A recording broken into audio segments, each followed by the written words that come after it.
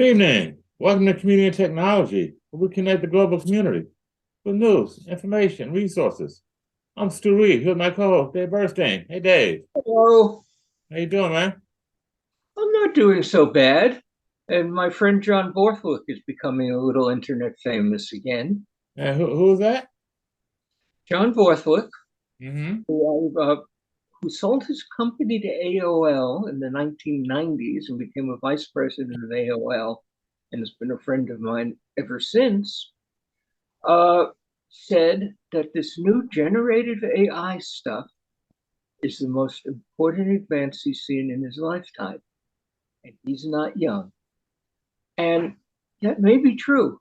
We don't know for sure yet, but we're seeing lots of incredible things that we'll talk about in this show. Mm-hmm. There are a lot of other things like the internet and the genome in our lifetime, Stu. What do you think are the other important things that might or might not be more important than generative AI? Well, right now, in my mind, the jury is still out on generative AI. I'm going to have to say the internet, only because that is a phenomenon that really has begun to connect the entire planet. And I think that may be our salvation as a race, as a human race, that we come together and get connected with each other and begin to understand and know each other and walk in each other's shoes. And the internet has that capability, that possibility, at least as a tool, being accessible, being a platform where all you need is a cell phone to communicate. So right now, where I said I've got to go with the internet being the most important technological change I've seen in my lifetime, and I go back a bit too. I remember when video was born, Dave, when TV was brand new. So Yep. you and I've seen a lot of technology over the years. Yeah, I would have thrown in as possible most important was cracking the genome. Not Okay. because that much happened because they cracked the genome, but because the techniques developed for that, which is taking apart DNA and RNA to all its subunits and putting it back together as you want, among other things, was absolutely essential for the mRNA vaccine that saved tens of millions of lives Hmm. recently. Okay. So there's been a lot. So it's one heck of a statement to say it's more important than either of those. And we will find out. Mm-hmm. Now, more important doesn't mean good or bad. We'll have lots of good things it's doing, but why don't you give us an example of something that might go wrong? Joanna Stern at the Wall Street Journal did some experiments. I sent you over the info on that. Yeah, interesting. Young lady reporter with the Wall Street Journal uh, started messing around with one of the generative AI platforms called Synthesia, which is a tool that creates artificially intelligent avatars from recorded video and audio. You type in anything and your video avatar pops up. She did a whole series of, I guess you call it experiments, using audio, where she went into the studio and recorded 30 minutes of herself on video and nearly 2 hours of audio. Went into the Synthesia clone that she created. She said a few weeks later, I'm not sure if it took that long for it to actually process, but a few weeks later, there she was as a clone. Um, and interestingly enough, she tested it out a number of ways. She used the clone to call her sister, and her sister was fooled. Although she said later, in retrospect, she noticed that the voice was not breathing in between the sentences. Um, Joanna also used this clone to call her bank and was able to get through the biometric test. Give us your name, give us your address, other data, and I guess voice recognition algorithm that the bank used, Chase Bank at that, and it fooled them. Um, Kind of scary. I mean, then she used another AI speech developer something called 11 Labs. And she states that in under 2 minutes, it cloned her voice. And she created a voice clone for herself. The cost is only $5 a month. I mean, virtually nothing. And according to this writer, Joanna, she says that compared with her Synthesia self, the 11 Lab self of her sounds even more human-like with better annotations and flow. If you go on her website of the story, you can actually listen to it. And like I said, she fooled her sister. She called her dad and asked him for a social security number. She doesn't say whether or not he gave it up, but I think he knew something was wrong when she asked for it. I guess the worrying part here, Dave, is that when you use this platform, you click something that says you have the quote necessary rights or consents to upload audio files and create the clone, and that you won't use it for fraudulent purposes. How's that going to stop anybody? I don't get it. 11 Labs, the voice synthesized people, say that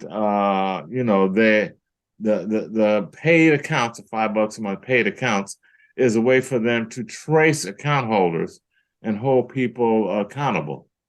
But you and I know that sounds pretty weak to me. Just because you have an account, I mean, you can create an account, fake name, et cetera, et cetera. And I don't know. I mean, it sounds to me like this technology. Excuse my pun, but sounding like.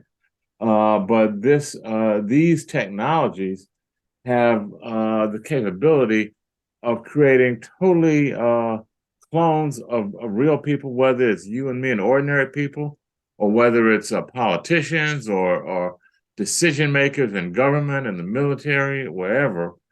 And I don't know that we're ever going to be able to figure out down the road what's real and what's not. I mean, deep fakes is taking a whole nother level with this technology where, it sounds like the audio synthesis is very, very good. This lady's experience with the video synthesis, she said it was a little choppy and a little wooden, but a couple years down the road, Dave, they're gonna get that better, and the video synthesis is probably gonna get just as good as the audio synthesis. Where are we gonna be then when you have AI generative technology that can create audio and video clones of anybody with just a few samples of their voice and their video? I don't know where that's going to end up, but it sounds like a pretty dicey place to me. I know that there's some folks that are, we talked on an earlier show about some folks that are trying to pause the development of AI. There's a petition that's gone around that asks for folks not to publish the new stuff that's going on in AI, but I don't think that's gained any real traction, has it? Well, that's our next story. Okay. Joanna Stern at the Wall Street Journal is a remarkable reporter. She did things like when 5G was getting all the hype, go out and tested it and made a video showing that in most cases it was no better than 4G at that point. Mm-hmm. That's been changing. She may get a Pulitzer for this one. That's Joanna Stern. Yeah, but maybe that Pulitzer is going to go to Cade Metz at the Times. Because when you say getting traction, Jeffrey Hinton just said the same thing, that we may have to do something about AI because it's incredibly dangerous. He didn't sign the petition, which came from one of the people who created Skype, and Steve Wozniak and Elon Musk. Because at that point, he worked for Google, and he wanted to resign from Google so that he could speak his mind, which he did. He's a New York Times reporter. Now, this one's really important in terms of this field because Hinton is one of the half dozen most important people in the history of AI. All the stuff that gets into the chat GPT and so on comes out of his work on neural networks and a lot of other people's work. So when he broke silence, which is just yesterday. Dave, sorry to interrupt you, but you just hit your mute button. Can you come back? Unmute. Okay. That's trying to. Yeah, give us this guy's name again, Dave, before as you pick up the thread. Jeffrey Hinton. Jeffrey Hinton? Yeah. Uh-huh. Years back, he resigned from Carnegie Mellon, where he was a professor of computer science doing AI, because the only money for AI 20 years ago was in the Department of Defense. We're going to come back to that. Mm-hmm. So he resigned from Carnegie and went up to the University of Toronto, where he still is. And then 10 years ago, he had some breakthrough stuff. And Google paid $44 million to get it, to buy up his company that didn't yet exist. Well, didn't have any revenue to do anything.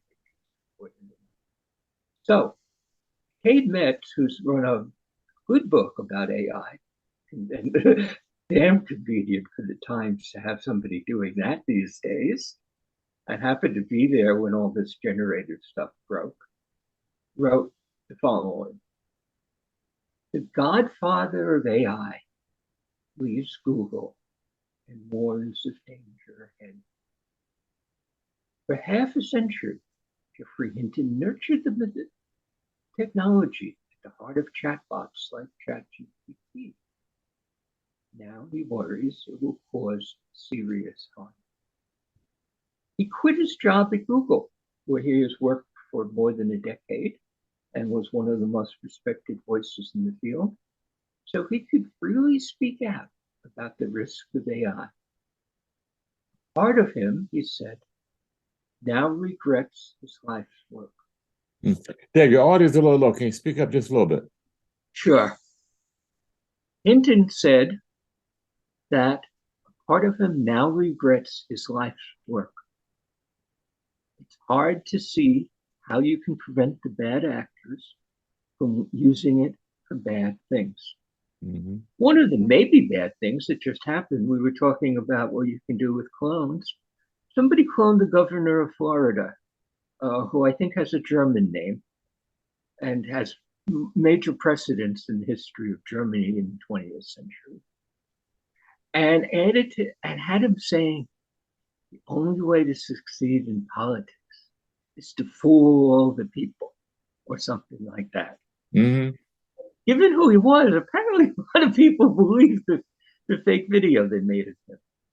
Did you see what the Republicans just did with AI? No, what happened? They wanted to make a commercial attacking Joe Biden's proposals. Mm-hmm. They didn't hire a producer and a photographer. They did the whole commercial in AI, giving them a prompt and some ideas of what to say, and made a commercial that they played on TV about the dangers of this man and what the US would be like one day if his policies were followed. And they use AI to actually generate the advertisement, the spot? Yep. Wow. Yep. One of the Democrats had a good response for that. He said, see, the Republicans had to generate fake pictures because actually Biden's proposals are something we should all be supporting. Mm-hmm. Good line. Okay, now, what are these dangers? The clones are going to change a lot of things. The properties we're seeing are already changing a lot of things. There was a whole industry in Kenya of writing essays for US college students who would send them in their classes and they'd pay $150 or whatever to one of the Kenyans who works relatively cheap. And that was a way you could make money in Kenya over the internet, and people were doing it. Mm-hmm. Apparently, one news report said the meteor, the meteoritic, how do you say that? Meteoric rise of ChatGPT has coincided with a drop in income for these guys. Because now people who need a term paper made go there. Just go to AI to write that term paper, huh? Wow. Yeah. Now there's still some problems with that, but it's really happening. Um, Today's news include a company called Bleg or something like that, who does a lot of tutoring and educational support. Mm-hmm. Stock fell by half when the CEO said this stuff is affecting their sales. Wow. But perhaps the most frightening thing came from one of the great villains of today's American society, Peter Thiel, who made $1 billion creating PayPal with his good friend and partner, Elon Musk, and a couple of other people. And he was explaining how AI can go off to war. This is a guy named Peter Thiel, right, Dave? Yeah. Mm-hmm. Peter Thiel is a viciously right wing. He's not stupid. He's a Stanford grad. Who's well, that's not this story. Let's stick on this story. Palantir is a company he created, which sells to the CIA and to police stations visual recognition of almost anybody on Earth. Because almost everybody on Earth, sooner or later, gets their picture on the internet, Facebook, and they scraped a few billion of those pictures. He's been Palantir, which is organized out of Southeast Asia, even though he's in California, was sued and fined by the state of Illinois for breaking the law there on biometrics, and they're being attacked across Europe. They are particularly ugly. But what has he just done? Well, Palantir shows off an AI that can go to war.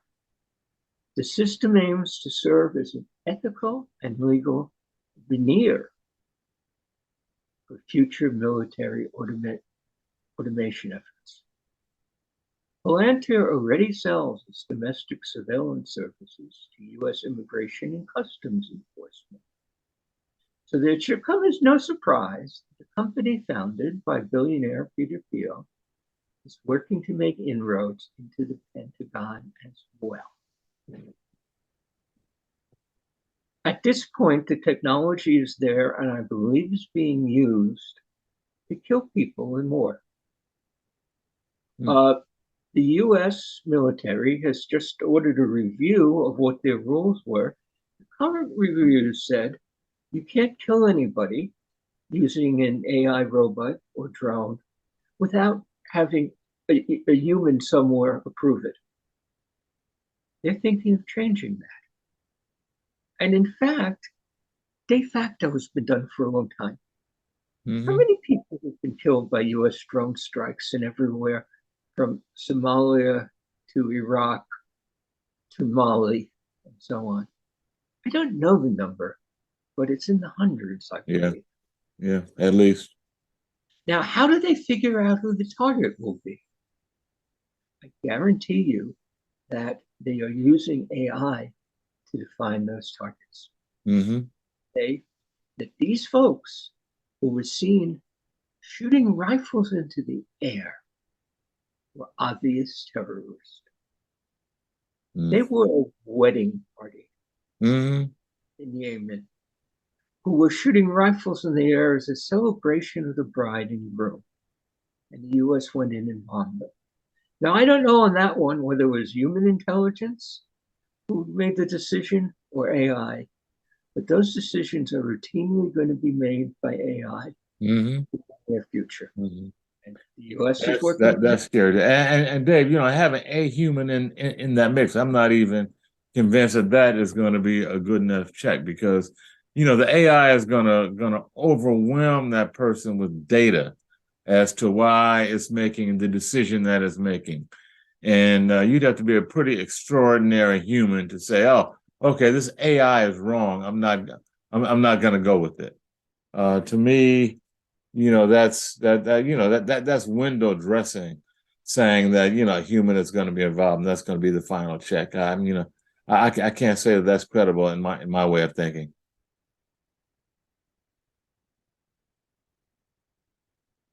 Okay, well, it looks like Dave is taking a break, so we're going to take a break.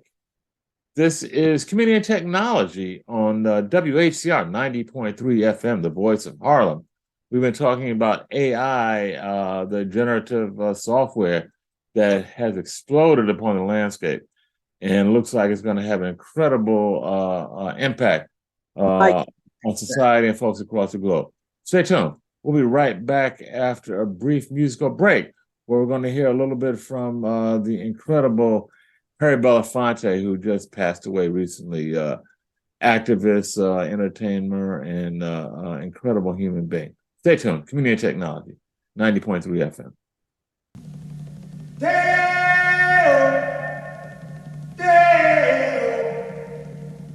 Daylight come and me want go home. Me say day, oh. Daylight come and me want go home. Work all night and a drink a rum. Daylight come and me want go home. Stack banana till the morning come. Daylight come and me want go home. Come, Mr. Tallyman, tally me banana. Daylight come and me want go home. Come, Mr. Tallyman, tally me banana. Daylight come and me want go home. Live 6 foot, 7 foot, 8 foot bunch. Daylight come and me want go home. 6 foot, 7 foot, 8 foot bunch. Daylight come and me want go home. Day is a day, oh. Daylight come and me want go home. Day is a day, is a day, is a day. Daylight come and me want go home. A beautiful bunch, a ripe banana. Daylight come and we want go home. Hide the deadly black tarantula. Daylight come and we want go home. Live 6 foot, 7 foot, 8 foot bunch. Daylight come and we want go home. 6 foot, 7 foot, 8 foot bunch. Daylight come and we want go home. Day is a day, oh. Daylight come and we want go home. Day is a day, is a day, is a day. Daylight come and we want go home. Come, Mr. Tallyman, tally me banana. Daylight come and we want go home. Come, Mr. Tallyman, tally me banana. Daylight come and we want go home. Day-o, day-o. Daylight come and we want go home. Day, is that day, is that day, is that day, is that day, is that day. Daylight come and we want go home.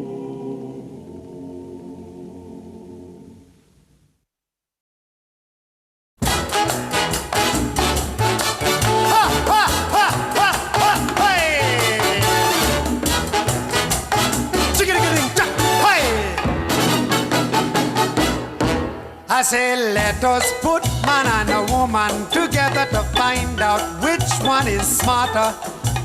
Some say men, but I say no. The women got the men beat, they should know, and not me. But the people, they say that the men are leading the women astray, but I say that the women of today smarter than the man in every way. That that's right. The woman is smarter, that's right. The woman is smarter, that's right. The woman is smarter, that's right. That's right. Ever since the world began, woman was always teaching man.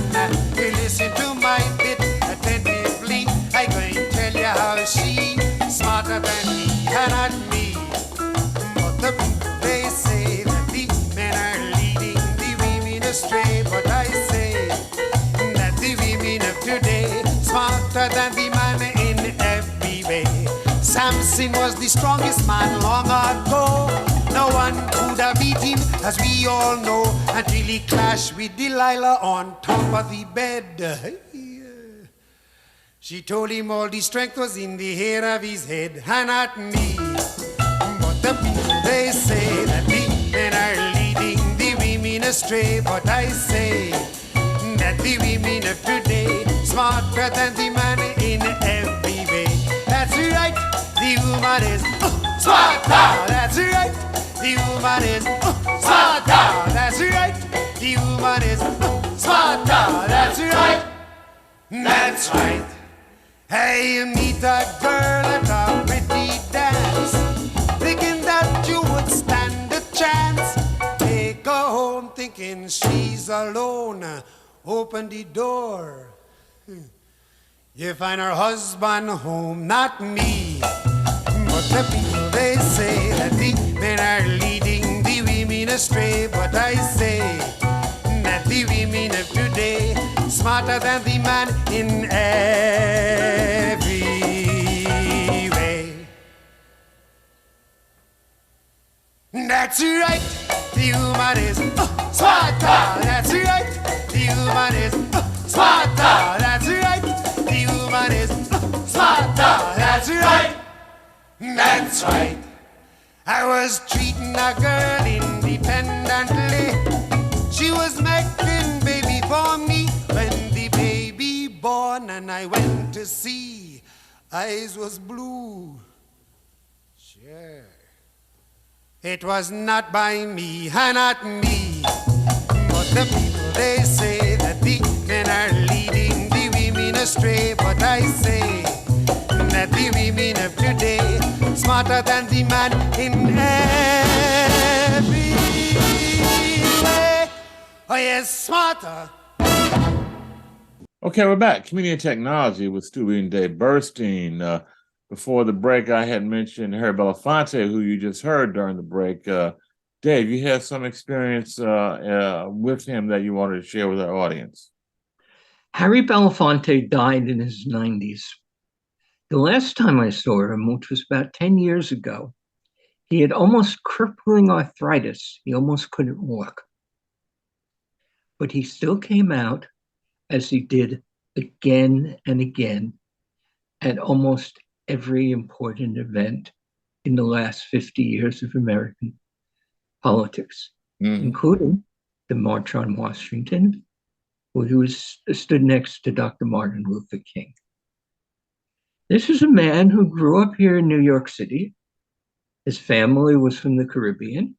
He was the great Caribbean singer, and the first to really break through and hit the top of the charts. Yeah, million record seller, one of the first. Yeah, Mambo. Mm-hmm. And he still cared enormously. And most people haven't seen him much lately as he got into his 70s and 80s. But if you had gone to an important political event, especially in this part of the country, he was often there, speaking up, even though you could see it was hard for him to walk. He is going to be missed. Yeah. You know, I remember one of the quotes, Dave, you know, he was mentored by Paul Robeson. And one of the things I heard him say many years ago was that Robeson told him, to remember you and listen to you, give them a song. And that is why Harry Belafonte did the singing and the entertaining.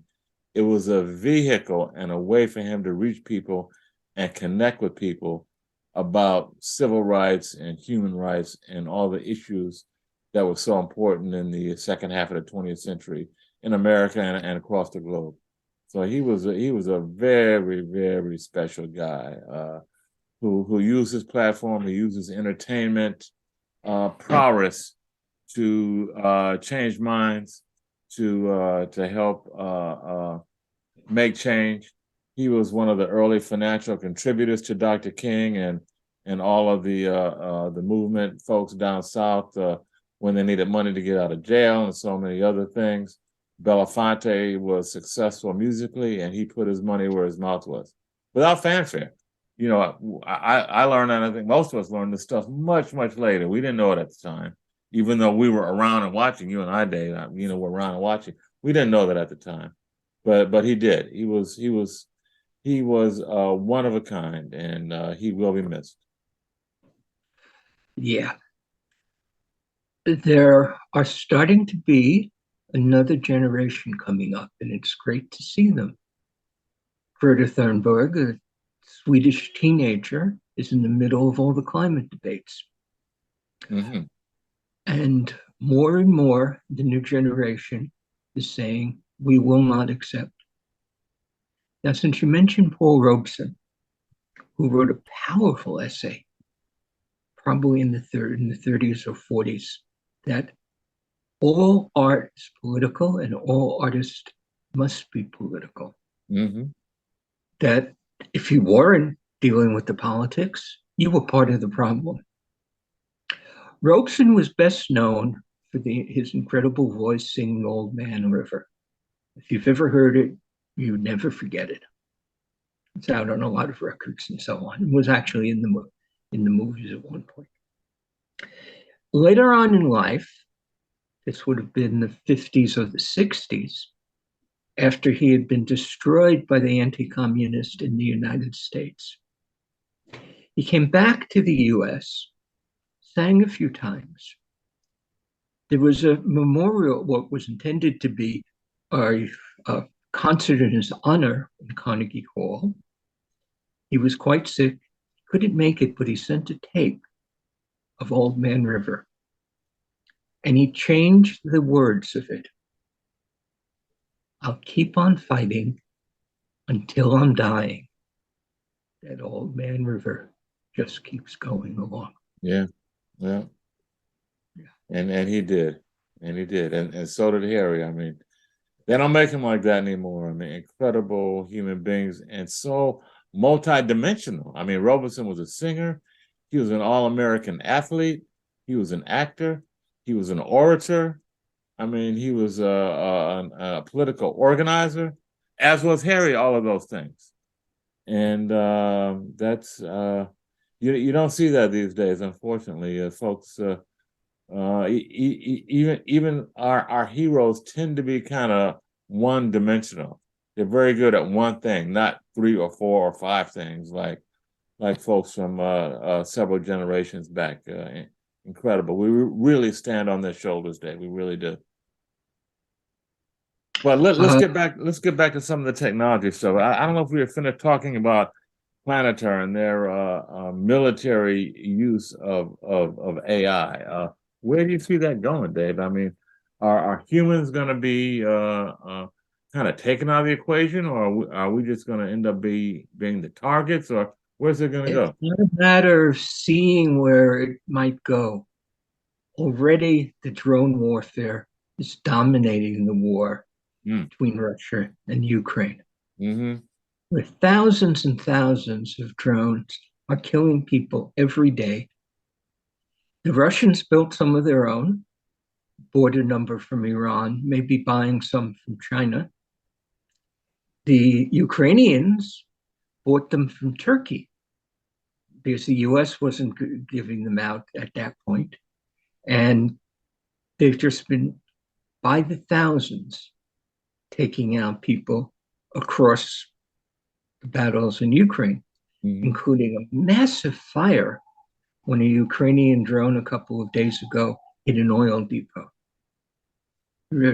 Frightening pictures, huge fire. This is going to be a more dangerous world. Because it's not just that these weapons will make it harder and harder to survive on the battlefield. If people aren't dying, there'll be less pressure on politicians not to go to war. You and I grew up during the Vietnam War, where almost everybody I respected, including a lot of people who were not very radical, said, this is wrong. Mm-hmm. And one of the reasons was I don't know your history, but I and most of my friends that day were scared as hell of going to war. Some of them went to Canada. Yeah. Some people I know went to jail. And eventually that war ended. But not without a whole lot of young folks dying for what seemed to be nothing, Dave. I mean, you're right. It was terrifying. We were both, I was in college at the time, and for a minute you had a deferment, quote unquote, which kind of allowed you to sidestep the draft if you were in college. I was one of the lucky ones that was, and so many others were not. But then as the war wore on, even the college kids had to enter a lottery, and if your number came up, you were shipped off. It was very frightening, and folks came back really, the ones that did come back, came back really damaged in so many ways, both physically and mentally. It was a cruel, cruel war.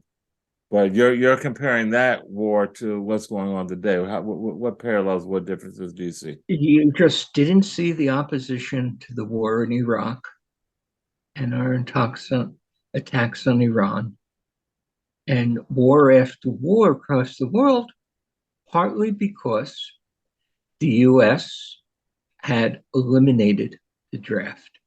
Do you remember what Charlie Rangel used to say about that? No, what did he say? Charlie Rangel was a congressman from Harlem for many years. Mm-hmm. He was one of the Tuskegee Airmen, Mm-hmm. the few blacks who were allowed to risk their lives in the airplanes under a white officer, of course.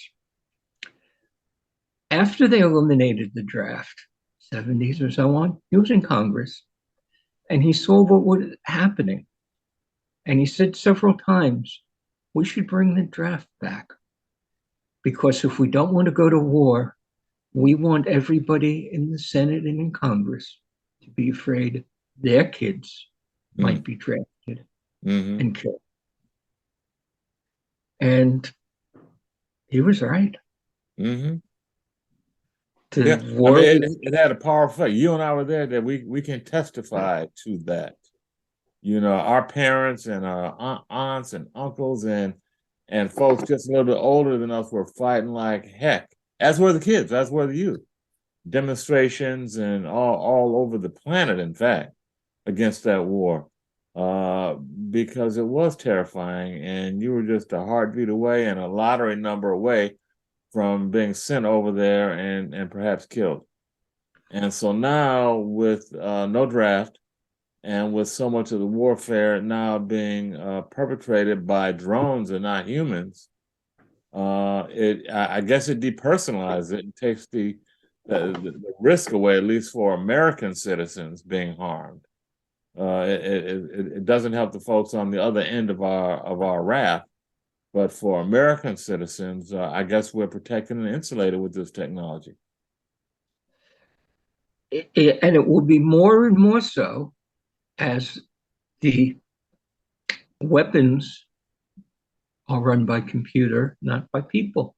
Mm-hmm. There will be less people killed sending and using the weapons. Mm-hmm. And they will be more efficient and kill more people on the ground. Mm. That is the world we're going into. As I say, the U.S. military is very aware of this. And they started a few months ago, not long ago, proceeding to change the rules that they have. Now the rules say that a human has to be in the loop and make the decision. And in some cases, it has to be a senior officer. That is under revision coming through. Mm-hmm. Now, so this is a frightening world. The most frightening thing on AI is what happens when, not if.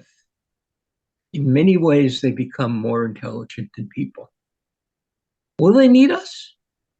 Will they keep us around like loyal dogs? Will they listen to us and follow our instructions? Well, we have an example of that history. Go back 60,000, 80,000 years. The Neanderthals were prominent across Europe.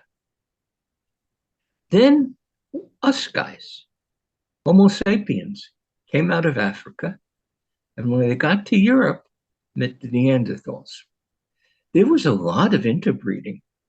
Somewhere between 0.5% and 2.5% of your genes have a Neanderthal background, according to some of the scientists who've been looking at it. But what happened to the Neanderthals?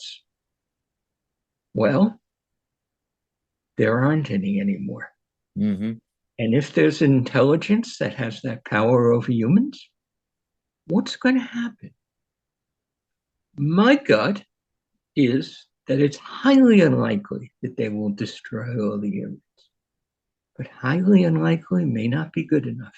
Yep, that's not zero. Yeah, that's not zero. In fact, it's the reverse of Descartes and why you should be a good Christian. Do you know that one? No, Dave Clark?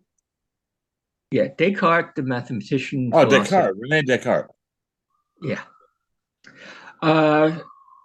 Wrote at one point saying, you should believe in God and honor him. Why?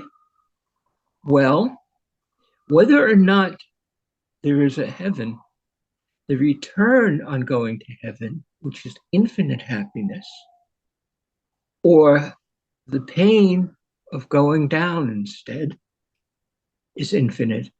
And that is greater than the percentage return on not believing in the Okay, God. well, that logic holds for me. But now, what does that say about AI and what we should be doing about it? Well, I was one of about the first 1,500 people to sign the petition you talked about before. Mm-hmm. It was a fairly sensible petition that said not that we should stop researching AI. Too much good stuff is going to come out of it, but that we should limit the most powerful AIs. Right now, this chat GPT we were talking about uses 150 billion data points for what it does. And we talked on the air about what to use it. They're now working on 1 trillion data points because I think it'll make it better. Will it be enough to come to autonomous general intelligence? Well, I'm getting pretty old and it might not happen in my lifetime, but it might. Yeah. So across the world, many people are wondering what is going to be done. And as that comes out, there was a petition, most famously signed by Elon Musk and Steve Wozniak, who built all the apples, that said, don't stop research. There's too much good coming out of this. But don't build bigger models that are getting closer to being intelligent, more intelligent than us, and that we don't know what they're going to do and how it's going to work. Again, the petition did not say stop research. It just said don't make bigger, more powerful versions of artificial intelligence. And is anybody listening, Dave? I mean, signatures and Well, petitions. I mean, who's following that suggestion? A lot of people aren't listening. Mm-hmm. Some of the most prominent researchers in AI have been writing, this is ridiculous. The robots aren't going to come and kill us all. And they're probably right.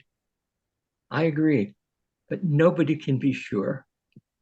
And Jeffrey Hinton, one of the most respected people in the history of artificial intelligence, just quit his job at Google so he could speak out and say, we have to be very, very careful. Mm-hmm. Okay, well, on that note, Dave, I think it's time for us to close. Clearly, we got to keep a close eye on this stuff. And to our audience out there, I guess I apologize somewhat for our focus week after week talking about AI and the generative software technology that has burst upon the scene. But as Dave mentioned, it's having such an incredible impact. And as some folks think, it may be the most important technological advance we've seen in the last 100 years or so. So stay tuned. There's going to be lots more. Thanks, Dave. Dave Burstein, Stu Reid on WHR 90.3 FM, the voice of Harlem, with community and technology every Wednesday, 5 p.m. Thanks for tuning in. See you next week.